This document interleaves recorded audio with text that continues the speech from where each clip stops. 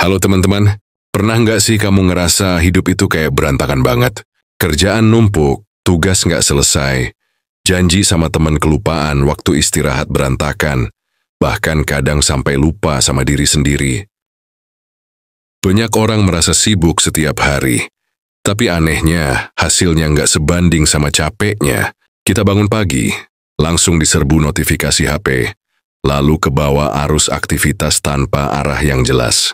Akhirnya malam tiba, kita tanya diri sendiri, aku tadi ngapain aja ya seharian?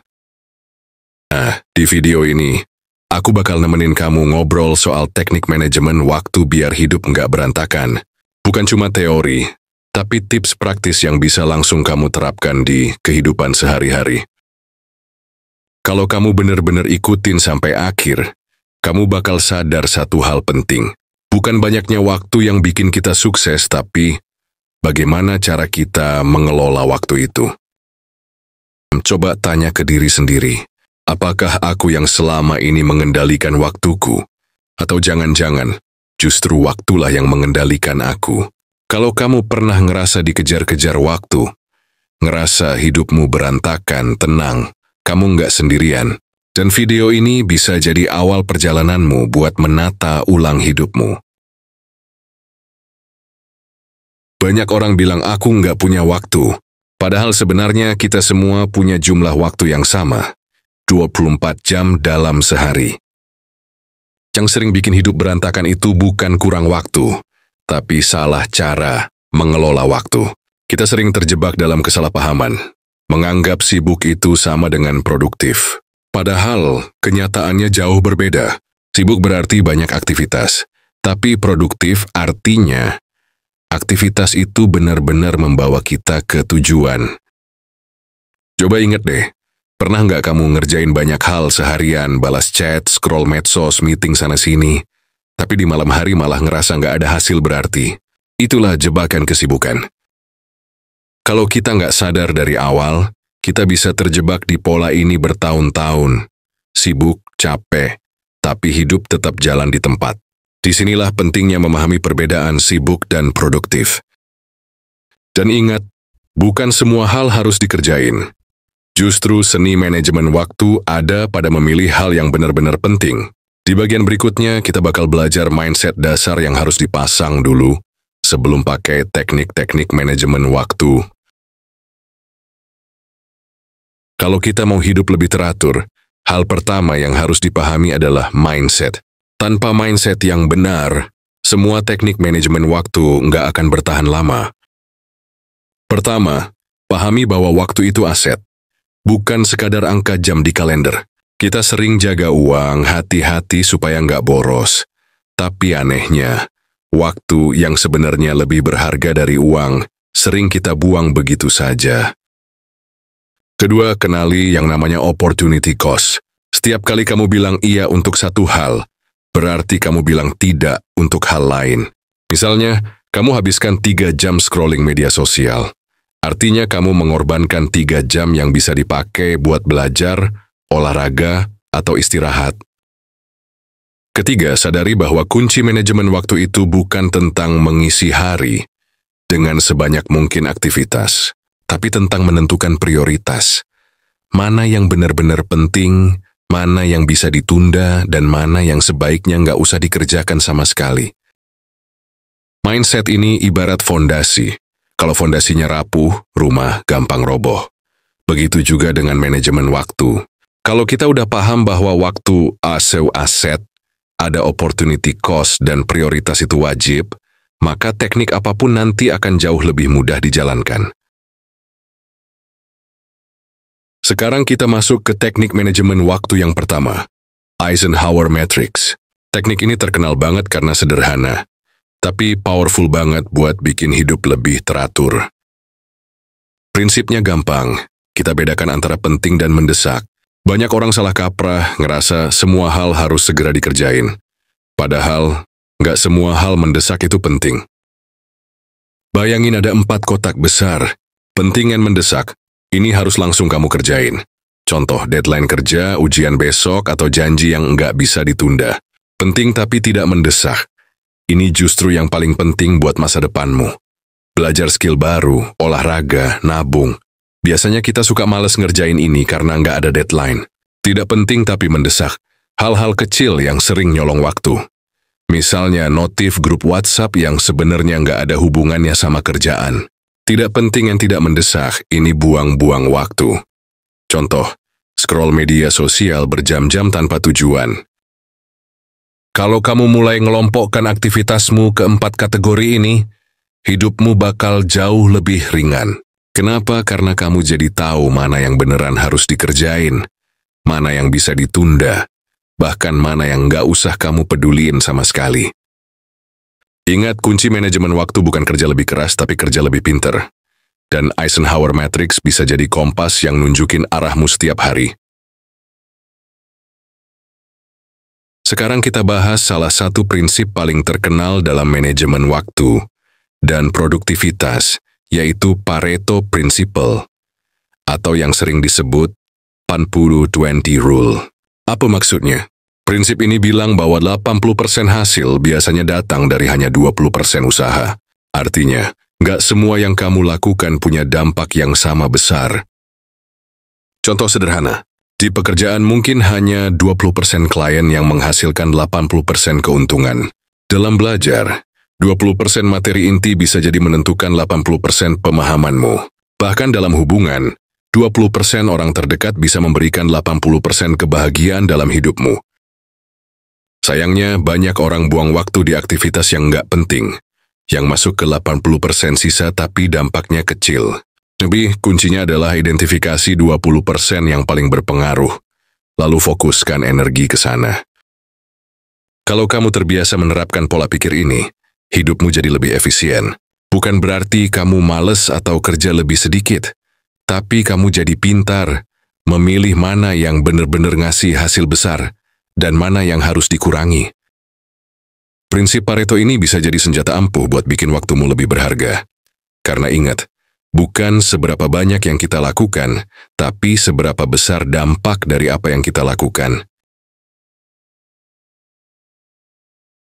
Kalau kamu sering susah fokus, gampang terdistraksi, atau cepat capek kalau kerja atau belajar, ada satu teknik sederhana yang bisa banget kamu coba. Teknik Pomodoro. Pomodoro itu artinya kita membagi waktu kerja jadi blok-blok kecil. 25 menit fokus kerja, lalu 5 menit istirahat. Satu siklus ini disebut satu Pomodoro. Setelah 4 siklus, kamu boleh ambil istirahat lebih panjang, sekitar 15-30 menit. Kenapa teknik ini efektif? Karena otak manusia lebih suka ritme pendek. Daripada maksa diri kerja 2 jam non-stop, lebih baik dipecah jadi beberapa sesi fokus singkat. Hasilnya, konsentrasi tetap terjaga dan rasa capek berkurang. Teknik ini juga bisa bikin kita lebih produktif, karena ada batas waktu kecil yang bikin kita lebih termotivasi untuk menyelesaikan sesuatu.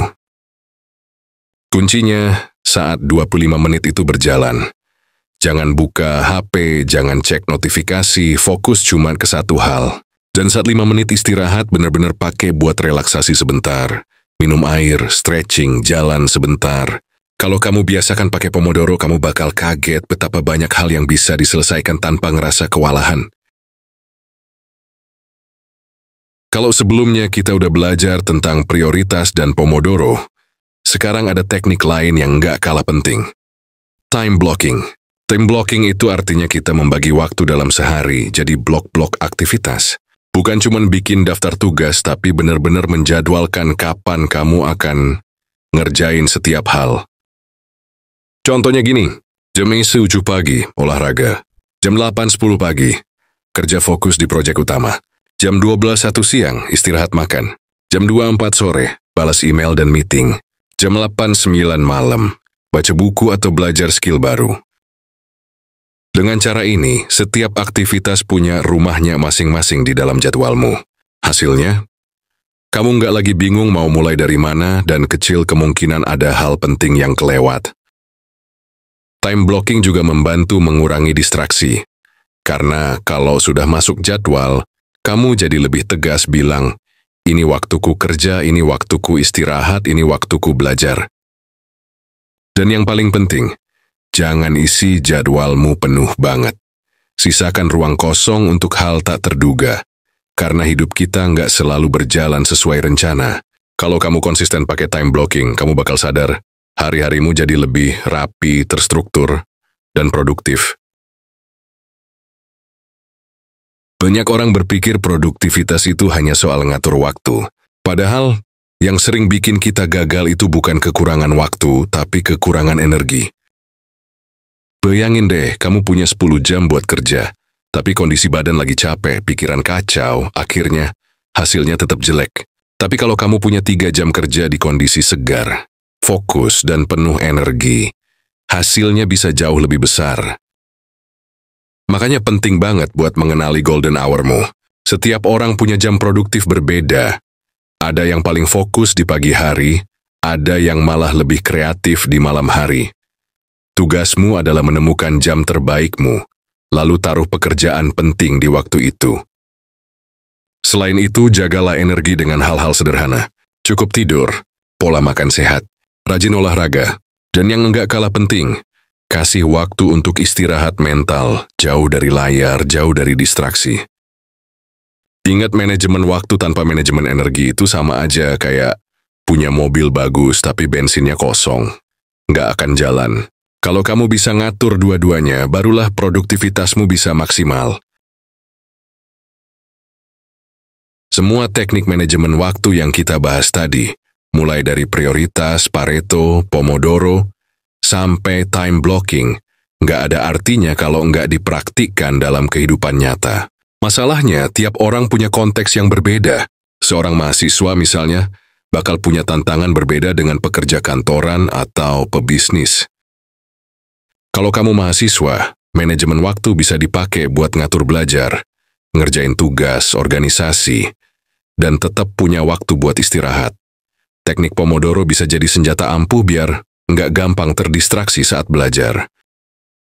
Kalau kamu pekerja kantoran, time blocking bisa ngebantu banget. Misalnya, blok waktu buat kerja fokus di pagi hari sebelum meeting, lalu gunakan Eisenhower Matrix untuk bedain tugas yang penting dan nggak penting. Kalau kamu pebisnis, prinsip Pareto 80-20 bisa jadi kunci. Fokus ke 20% produk atau klien yang menghasilkan 80% keuntungan, dan jangan buang energi di hal-hal kecil yang nggak berdampak besar. Dan kalau kamu seorang konten kreator, digital minimalism bakal jadi penyelamat. Belajar bilang tidak pada distraksi. Tentukan jam khusus buat bikin konten, edit, lalu upload. Jangan sampai waktumu habis hanya untuk scroll media sosial tanpa arah. Intinya, semua teknik ini fleksibel. Kamu tinggal pilih dan sesuaikan dengan kondisi hidupmu. Jangan merasa harus pakai semua sekaligus. Mulailah dari satu teknik, latih konsistensi, lalu tambahkan yang lain. Dengan begitu hidupmu akan jadi lebih tertata, nggak gampang berantakan, dan yang paling penting, kamu bisa lebih tenang menikmati waktu. Kalau kita lihat lagi perjalanan panjang tadi, ternyata manajemen waktu itu bukan soal punya lebih banyak jam dalam sehari, tapi soal gimana kita mengisi jam itu dengan hal-hal yang penting, bermakna, dan benar-benar membawa kita maju. Kita udah belajar banyak teknik, mulai dari Eisenhower Matrix buat bedain yang penting dan mendesak, Pareto 80-20 buat fokus ke hal yang paling berdampak, Pomodoro buat menjaga fokus, sampai time blocking biar hidup lebih terstruktur. Ditambah dengan mindset yang benar dan manajemen energi, semuanya bisa bikin hidupmu jauh lebih terarah.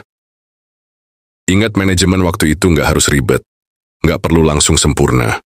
Mulailah dari hal kecil, misalnya coba pakai Pomodoro hari ini, atau bikin satu blok waktu buat fokus besok. Kalau kamu bisa konsisten, pelan-pelan hidupmu akan jauh lebih rapi, produktif, dan nggak berantakan lagi. Dan yang paling penting, jangan sampai waktumu habis cuman buat sibuk tanpa arah. Karena pada akhirnya, waktu adalah aset terbesar yang kita punya. Jadi setelah nonton video ini, aku tantang kamu untuk pilih satu teknik yang paling cocok, lalu coba terapkan minggu ini. Rasakan sendiri perubahannya.